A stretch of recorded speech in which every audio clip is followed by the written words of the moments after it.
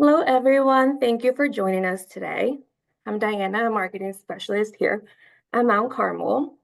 As you may know, February is National Heart Health Month, and so today we will be focusing on understanding the diagnosis of heart failure.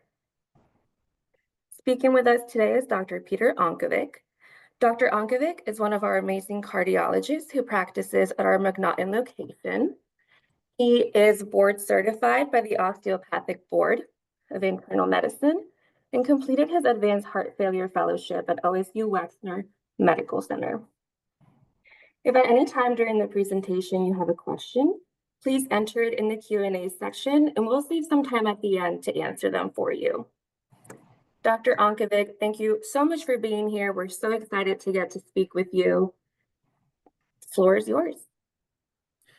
Great. Good morning. I really appreciate having the opportunity to speak to everybody today. This is a topic I think that's incredibly important, and hopefully I can help and shed some light on it today, answer some questions, and provoke some good conversation.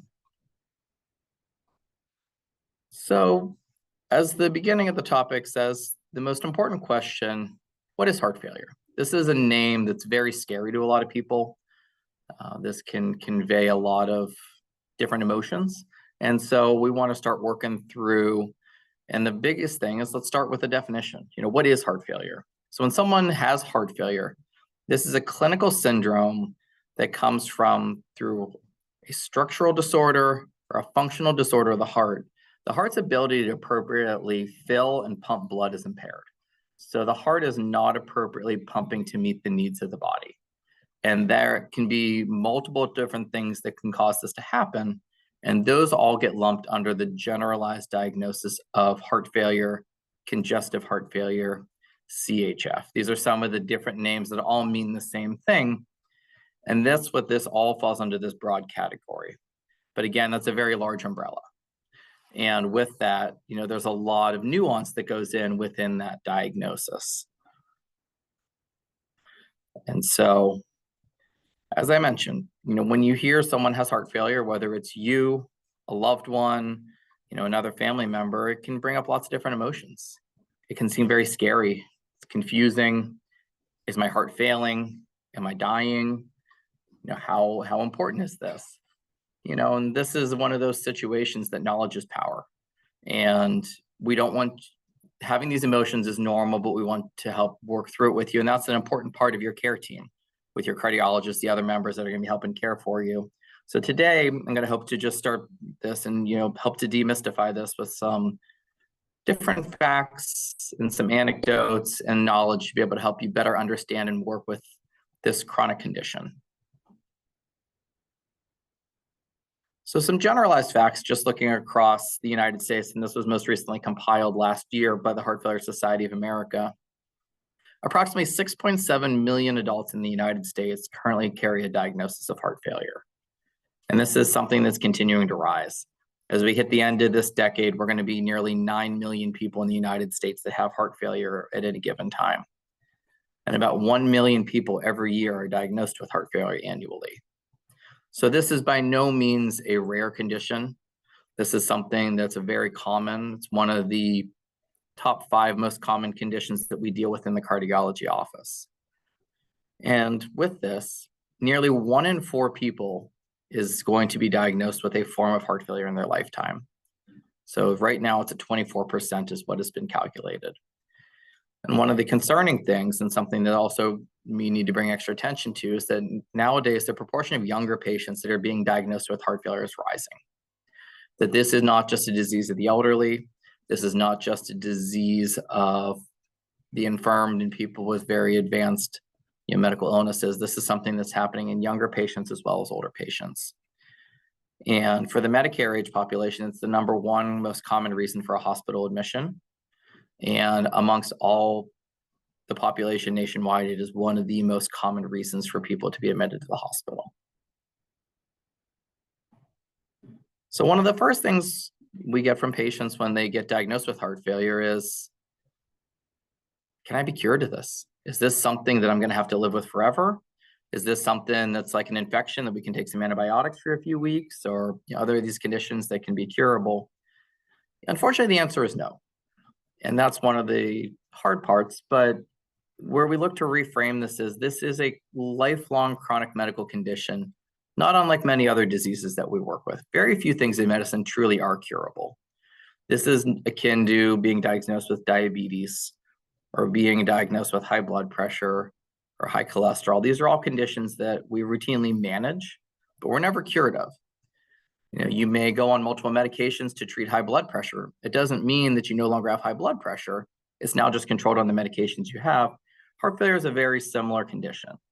That this is something that the disease can be modified greatly with medical therapy. And right now, this is the best time in the history of mankind to be living with heart failure because we have more tools and resources now to help care for and treat this condition than we ever have in the past.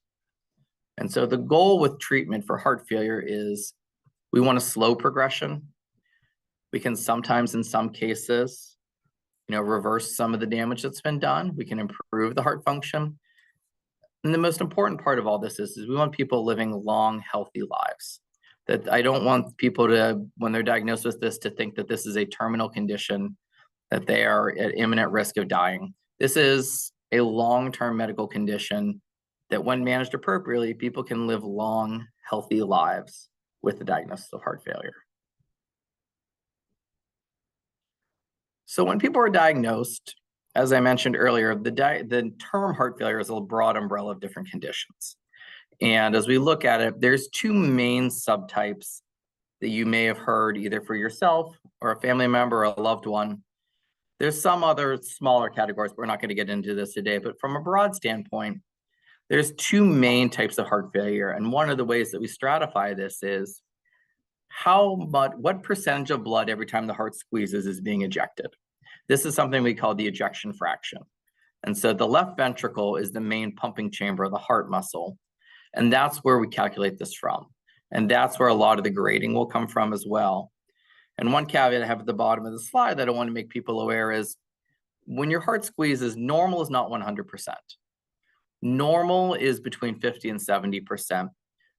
True normal is about 60 to 65%. So when you see some of these numbers I'm going to mention here coming up, we're not grading from a scale of 100. A normal heart that has no heart failure, has no structural problems, an ejection fraction of about 60 to 65%, or about 2/3 of the blood every time the heart squeezes is ejected to the body, and about 1/3 is left behind residually. And that's the cardiac cycle. So when people are diagnosed with heart failure, one broad category is called systolic heart failure, or the other name is heart failure with a reduced ejection fraction. And they kind of have a alphabet soup here of HFrEF is the name that people would describe it as, HFrEF, which is an acronym for that heart failure with reduced ejection fraction. And this is the category for people where their ejection fraction or their pumping function is less than 50%. And within that, we will grade between 40 and 50 is mildly reduced, between 30 to 40% is moderately reduced, less than 30% is severely reduced. And so this is a disorder where the heart has a hard time pumping, the overall pumping function is weakened. So going back to that initial definition, the heart can't pump as strongly as it should. Not enough blood is going downstream and servicing the brain and the other organs, and that's what's causing their clinical syndrome of heart failure. There's a second subtype called diastolic heart failure, or heart failure with preserved ejection fraction, HFpEF. In this case, the pumping function, the ejection fraction, is actually in the normal range. It's greater than 50%. It may be in the low normal range, which is 50 to 55%.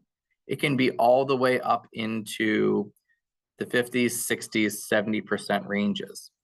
So where this population is different is that these folks, while they have normal pumping function, their heart muscle has gotten stiffened. The muscle tissue is more restrictive and less elastic and has a harder time filling. And so the two important parts of the heart cycle are the heart has to be able to relax to be able to fill with blood. And then on the other half, once it's full, it has to be able to squeeze and pump. So where that first grouping, the systolic heart failure patients, they can fill with blood appropriately, but they're having a hard time ejecting that blood out. These patients have a harder time with the relaxation component. So their heart is stiffer It doesn't fill as easily, so less blood fills, so it can still pump out that blood, but you end up developing a backlog of fluid. And this is where these people will also develop the constellation of symptoms that are within heart failure. And depending on which category of heart failure you have, the treatment is different. We use different medications, and we use different strategies to help manage and optimize these conditions. And within this, irrespective of which subtype of heart failure you have, the systolic heart failure or the diastolic heart failure, there are different stages of heart failure. And you may hear this described either in the literature, on TV, or in your doctor's office. And when we talk about heart failure, the American College of Cardiology and the American Heart Association have developed what are the initial stages of heart failure. And these are A through D.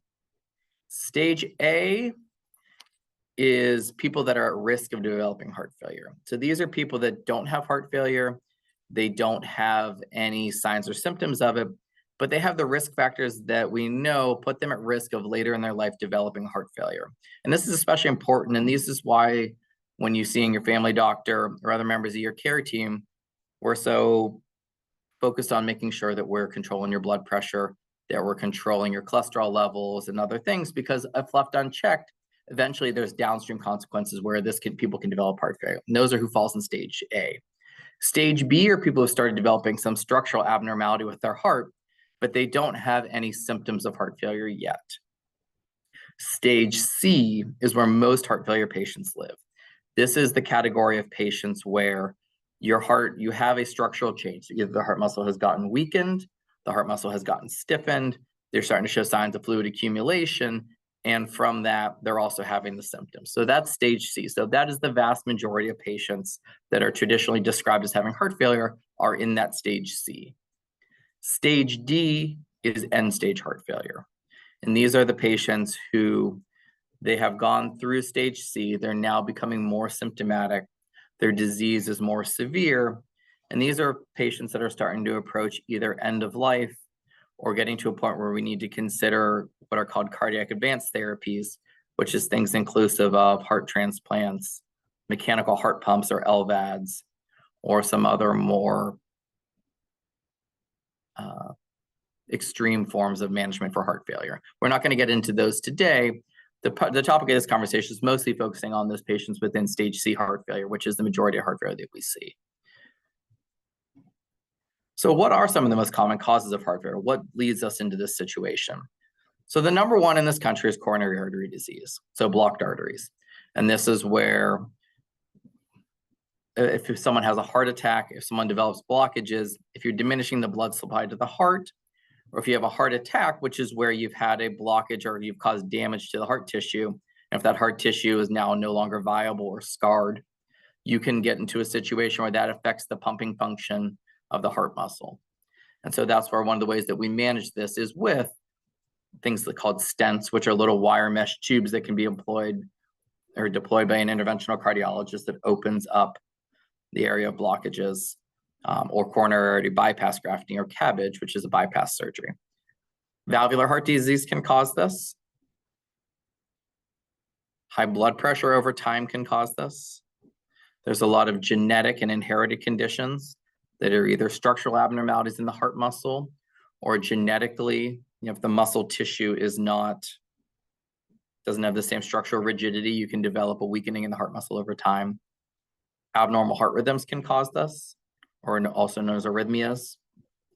Toxin-induced, and this can be toxins such as alcohol, illicit drug use such as cocaine, amphetamines, and it can also be toxins such as chemotherapies. And that's an evolving area that we're learning and understanding more, that where these chemotherapy medicines are doing a wonderful job in helping people live longer, healthier lives with cancer diagnoses, there can also be some side effects on the heart muscle, and we work around that.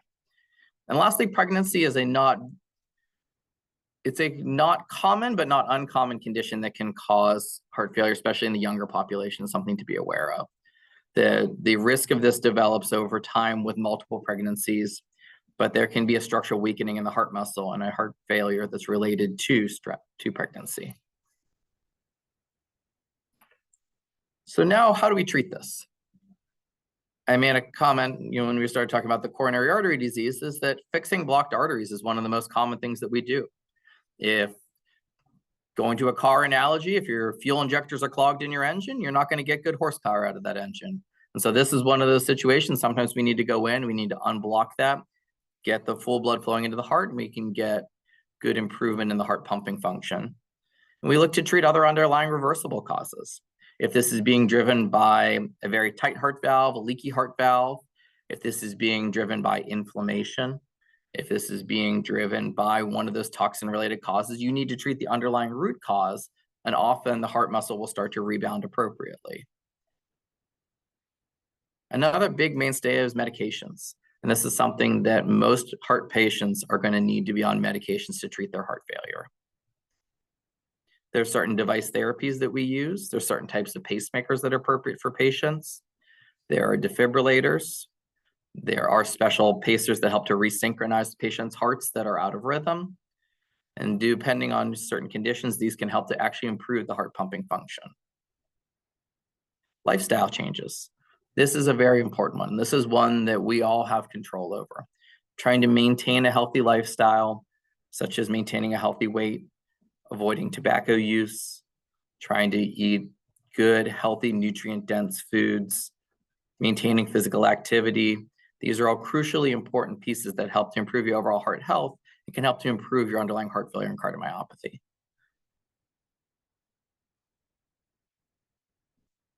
And as I mentioned before, it's very common to be on multiple medications to treat heart failure. Depending on the type you have and what the situation is that brought you to developing heart failure, the medicines are going to be different. And oftentimes these may be the same medicines that you or a family member takes for high blood pressure or for some other conditions. It will be the same medicine, but it's being used in a different purpose. So for example, in patients that have systolic heart failure, the weakened heart muscle heart failure, there are 4 independent families of medicines that have been proven to treat this heart failure. They all work in 4 different ways to help re-strengthen the heart muscle, but they can literally add years to your life. Going back to the cancer analogy, this is our chemotherapy and radiation. That these are the medications that we use and employ, and these are what can, on average, really change the trajectory for your quality of life and your longevity. Because for patients 65 and older with a diagnosis of heart failure, if left untreated, this can take up to 15 years away from your expected life expectancy. But with appropriate treatment and medications, this can we can gain back most of those years. The thing with it, though, is we also need to make lots of adjustments. And this is going to be where it's different from a lot of other chronic conditions where we use medications just to use the least amount possible to get you to a certain level, either from a blood pressure control, blood sugar control. In this case, for heart failure, the studies have proven the higher the doses that you can tolerate these certain heart medications, the more the heart strengthens, the better it recovers, the lower your risk is of having recurrent heart failure events. So you may feel normal. Your blood pressure may seem by the guidelines normal, and you're going to see your doctor and they're going to recommend increasing your doses. This is appropriate. And they're doing this because we've found the higher the doses that you can tolerate, then we can get you on, the better you're going to do, the better your quality of life is going to be, the longer, healthier life you're going to live. And so that's where there's frequent visits that are needed to do this and to make these adjustments and check the blood work with it. But this is what's going to help to really reverse that course for the congestive heart failure. And on the flip side of that, stopping heart failure medications has negative effects as well. And they've studied it to find that patients whose hearts get stronger again with medications, if you stop these medications, nearly half these patients' hearts get worse again. And so you may feel well, the heart recovers, but this goes back to this is not a curable condition. This is a lifelong chronic condition that with good management can be improved. But if we take away that support structure, we take away those medications and those other factors, the heart starts to get weaker again and the heart failure comes back around. And with this is a team sport. This is one that there are lots of people that are going to be involved in your care if you get diagnosed with heart failure. Your front line is going to be your primary care provider. This goes back to that stage A heart failure and being on your team from the very beginning and trying to help prevent you from ever going down and being on this pathway by managing these chronic conditions early on. You'll have a primary cardiologist. You may have a heart failure specialist, such as myself, who's involved in your care. There's other physician specialties. A lot of times these patients have concurrent lung disease, kidney disease. They may need to see an endocrinologist. That there's lots of specialists that we work with on a regular basis to help us manage and care for these patients. There's pharmacists that are specially trained to help manage with these patients. We have dedicated heart failure clinics. Here at Mount Carmel, we operate 3 separate heart failure clinics, one at each of our main campus sites at Mount Carmel East, Mount Carmel St. Anne's, and Mount Carmel Grove City. And these heart failure clinics are made up of specially trained nurses, nurse practitioners, medical assistants, pharmacists that all work to help manage the congestive heart failure. Dietitians play an important role, and social workers and case managers often do too, because a lot of these other, having access to care is important. Having access to healthy food, safe housing, there's lots of factors that play into how well people are going to do with their heart failure. So today was just an overview. Heart failure is a very broad topic. I could speak for much longer than the 20 minutes or so that we've spoken so far, but hopefully that gave you just a primer to understand that when diagnosed with heart failure, it's a very serious condition, and it's something we want to take seriously. But with appropriate care and management, it can be a condition that you can live a long, healthy life with, as long as you're helping to be an equal partner in your care and, asking questions. Knowledge is power.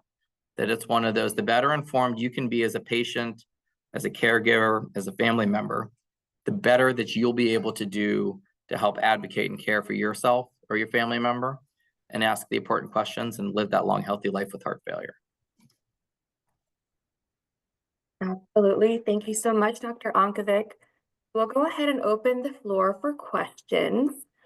We did receive one through email, and they're asking, would Takotsubo cardiomyopathy cause heart failure to progress more rapidly? Or conversely, could existing heart failure contribute to the Takotsubo? That's a great question. So Takotsubo cardiomyopathy is the proverbial quote unquote broken heart syndrome. So I didn't mention this earlier in the presentation, but this is a stress-related event that can cause a weakening in the heart muscle. So it would be that systolic heart failure. So that's where the heart muscle gets weakened. And this is believed to be due to an outpouring of a strong emotional stress response. So this can happen, say, after the death of a loved one, after a car accident or some sort of major life stress or event, you can develop a weakening in the heart muscle. This is often a transient change, and usually the heart will get stronger again thereafter. So as far as the root of their question about can this make heart failure worse, if you have pre-existing heart failure and you have this happen, it may accelerate the progression. This isn't something that's been very in-depth studied, but usually, these are kind of 2 separate processes. But the Takotsubo should get better on its own, but if you have a pre-existing heart failure, it is going to increase the potential severity of it. And when someone is diagnosed with it, we also want to make sure that there isn't underlying structural problems. For example, we need to make sure that this weakness isn't related to a blockage or something else before we truly diagnose it as, because sometimes people can develop a weakening in their heart muscle that's stress-related, and a stressful event can cause them to have a heart attack or something of that effect. But hopefully, the treatment is the same. We treat with the same medications, and hopefully the heart muscle gets stronger thereafter. But usually this is a transient process. Great, thank you. And I see that someone is asking if we could put the QR code again. So I will go ahead and go back to that slide, but please feel free to continue dropping in your questions. Another question that we have is, what are some early symptoms of heart failure? That's a great question. That's probably something I should have mentioned here earlier. So the symptoms that we want to look for are shortness of breath, increasing fatigue, abnormal swelling. So if you're having significant swelling in your legs, your ankles, if your abdomen feels tight, if when you, at the end of the day, you go to take off your socks and shoes, and if there's kind of that doughy texture to the legs where an imprint has been left behind by your shoes, by your socks, if the top of your foot swells significantly, these can all be signs of fluid accumulation. Because at its root, when the heart's not pumping appropriately, your body retains water. And there's certain places where we tend to retain water more than others. So the abdomen can be one area, the lungs can be one area, the legs and the feet. So another common symptom is if people are laying down flat and they're starting to feel short of breath. And if they all of a sudden notice they're needing to either sit up in a chair, in a recliner, or they're adding additional pillows to their bed, what happens is if you're holding on to extra fluid when you lay down flat, that water redistributes and the air sacs in the lungs get wet and they don't exchange the air as well. So it may make you have this chronic cough. It may, you may be bringing up some productive sputum that's more thin and clear, and that's often water that you're coughing up. So those are some signs. Another sign would be if you have a chest infection or a pneumonia that just doesn't seem to be getting better despite multiple rounds of antibiotics. That unexplained cough can be congestive heart failure. It can be the fluid in the lungs. Recurrent chest infections can often be misdiagnosed or not initially diagnosed as heart failure. And so these would be some of the things to watch for. If you notice that certain activities are taking you longer, you're getting more short of breath doing them. If carrying a box up from your basement or going up and down the stairs, you're noticing it's taking you longer, you're sometimes having to stop to take a break.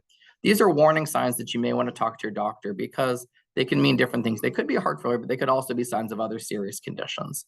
So these would be some of the things that we would look for. But, as far as for heart failure, some of the most common ones are the shortness of breath with walking around, shortness of breath with laying down, a tightness sensation in the chest, a newly swollen abdomen or kind of a tight abdomen, swelling in the legs.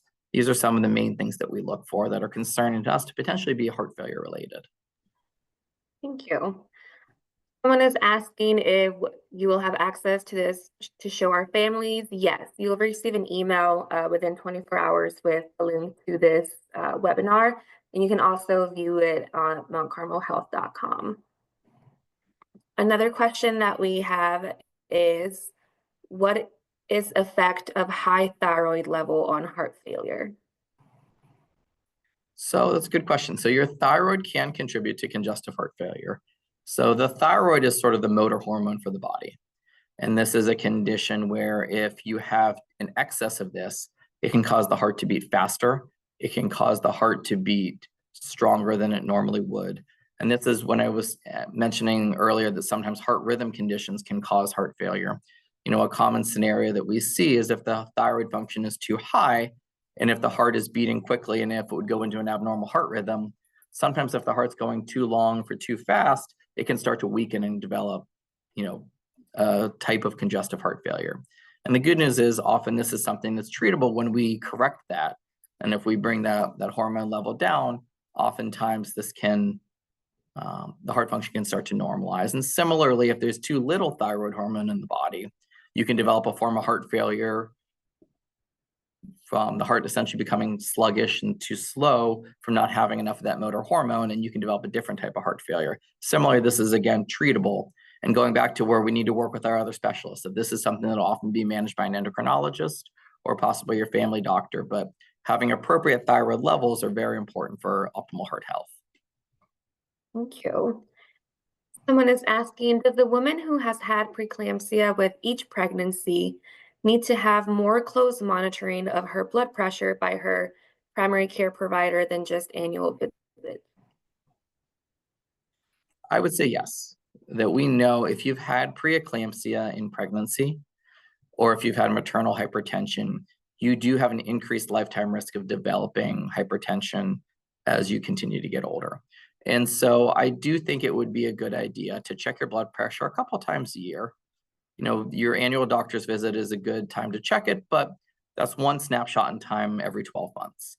And so you don't need to necessarily be checking your blood pressure every day, but this is something that we want to try to catch this early if we do see signs of rising blood pressures. And per the current guidelines, a blood pressure of less than 130/80 is considered to be the normal range.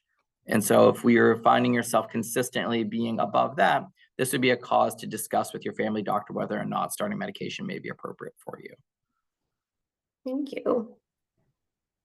Someone is asking if I am obese and change to a normal weight, will my risk of heart failure reduce significantly? It will help reduce your risk of heart failure.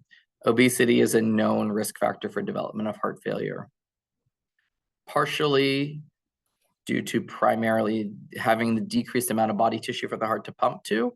The heart doesn't have to work as hard, but also with obesity, we know there's an increased risk of metabolic syndrome and diabetes.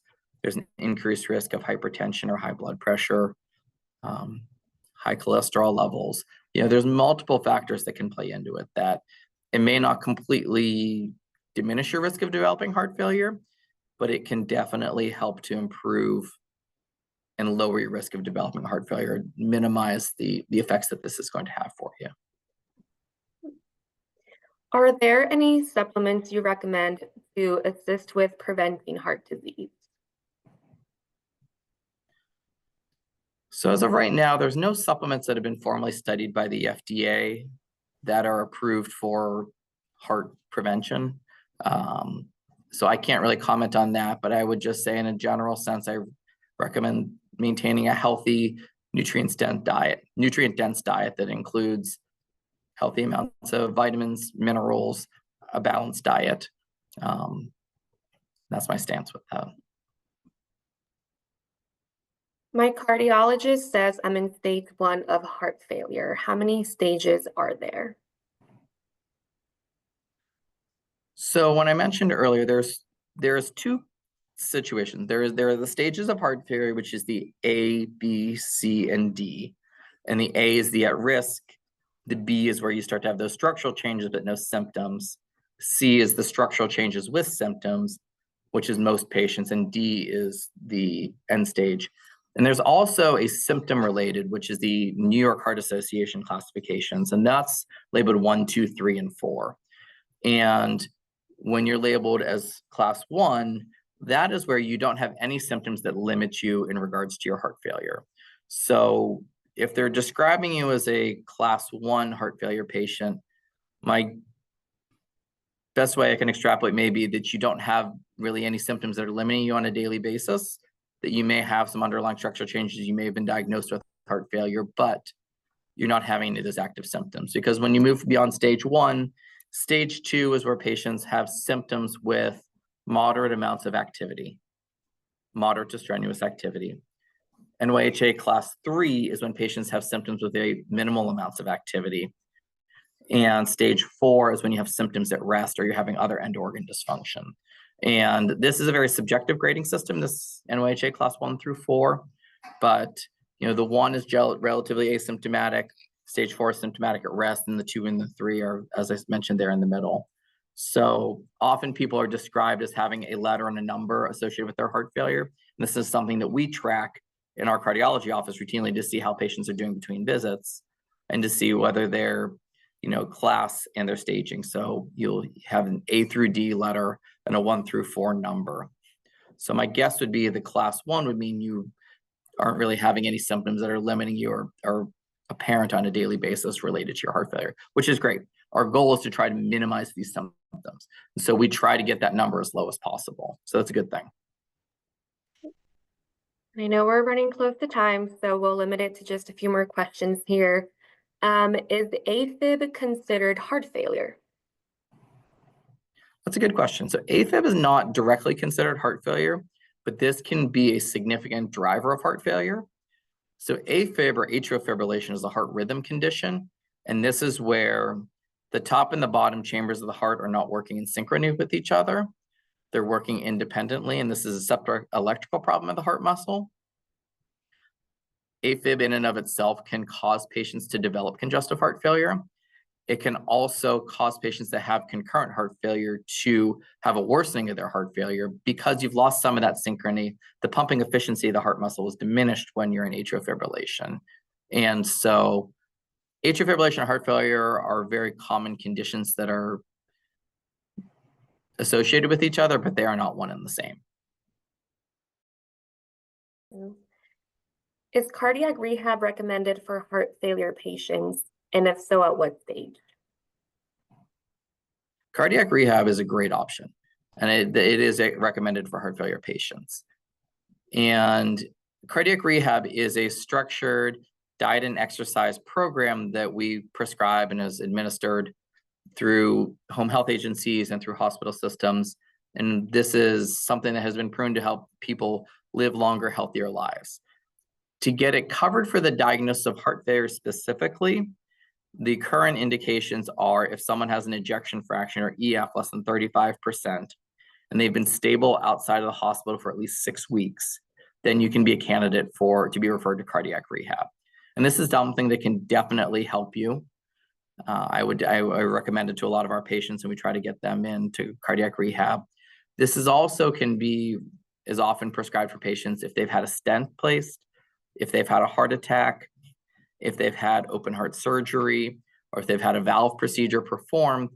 And often these patients have concurrent heart failure and can help the heart failure, but it's prescribed for those other heart conditions they've had. But cardiac rehab is definitely a wonderful adjunct to our treatment and helps patients live those longer, healthier lives. We'll answer one more question here. After ablation, I'm not sure if I pronounced that correctly, I'm sorry. How long before results are seen, and how long do they last?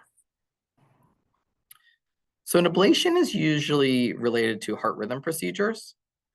And so there's different types of ablation. So the most common ablation is an ablation for the atrial fibrillation, as was mentioned in that earlier question. And, rhythmically after an ablation, the electrical problem should be fixed pretty immediately, but sometimes if there's underlying structural changes related to it, it can take months to really see this change come about fully. And this is one of the things too that plays in from the heart failure management. When we serially check people with ultrasounds or MRIs to look at the pumping function, even if someone had a heart attack and we put a stent in yesterday, it takes time for that to start to improve, and usually takes on the order of months. And when we're assessing patients to see their response to medical therapy, per the guidelines, we need to wait at least 90 days from the last medication adjustment before we should be checking an ultrasound to look to see have we had the full therapeutic effect from that. So often it takes some time to really see the full benefits. You'd have to discuss with your provider about the ablation that was done. As I said, there's different types of ablations for different reasons, and there's different timetables for those, but in a broad sense, hopefully that helped to answer your question. Great. Thank you so much, Dr. Unkovic. I know that we are at time, so I just want to thank everyone so much for joining. I hope that this was helpful. And Dr. Unkovic, thank you for taking the time to speak with us today. And just a reminder, everyone will receive an email that will have the link for you to go back and rewatch this webinar if you missed the beginning or just want to rewatch it for anything you may have missed. So, thank you again. I really appreciate the opportunity to speak with you. Please reach out, talk to your family physicians, talk to your cardiologist, ask questions. Knowledge is power. Don't get dissuaded by a diagnosis of heart failure.